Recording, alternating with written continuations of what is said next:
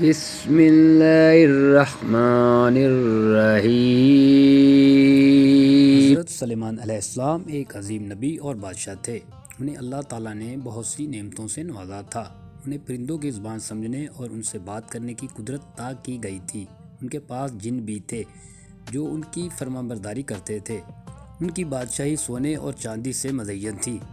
ایک دفعہ حضرت سلیمان علیہ السلام کو پرندے ہدہد نے آ کر بتایا کہ میں ایک نئی جگہ دریافت کر کے آیا ہوں۔ اس جگہ کی جو ملکہ ہے اس کا نام ملکہ بلقیس ہے، جو بہت امیر اور خوبصورت عورت ہے اور وہ سورج کی پوجا کرتی ہے۔ حضرت سلیمان علیہ السلام نے اسے ایک خط لکھا جس میں اس نے اللہ تعالیٰ کی عبادت کرنے کی دعوت دی۔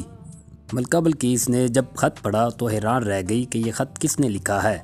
اس نے اپنے وزیر سے مشورہ کیا تو اس نے کہا کہ یہ خط صرف سلیمان علیہ السلام ہی لکھ سکتے ہیں۔ ملکہ بلقیس نے تحفے تیار کیے اور حضرت سلیمان علیہ السلام کے پاس بھیجے۔ جب تحفے حضرت سلیمان علیہ السلام کے پاس پہنچے تو انہوں نے کہا کہ یہ تو معمولی تحفے ہیں، میں تمہیں بہتر تحفہ دوں گا۔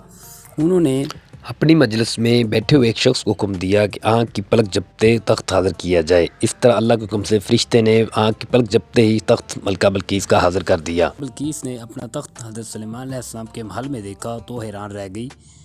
اس عورت نے اسلام قبول کر لیا اور اللہ تعالیٰ کی عبادت کرنے لگی۔ حضرت سلیمان علیہ السلام کی بادشاہی بہت عظیم تھی، ان کے پاس ہر قسم کی نعمتیں تھیں، لیکن انہوں نے کبھی بھی اپنی نعمتوں پر غرور نہیں کیا، وہ ہمیشہ اللہ تعالیٰ کا شکر ادا کرتے رہے۔ حضرت سلیمان علیہ السلام کی زندگی ہمارے لیے ایک بہت بڑا سبق ہے۔ ہمیں چاہیے کہ ہم اللہ تعالیٰ کی نعمتوں کا شکر ادا کریں اور ان کا صحیح استعمال کریں۔ ہمیں چاہیے کہ ہم اپنے آپ کو غرور سے بچائیں اور ہمیشہ اللہ تعالیٰ کی طرف رجوع کریں۔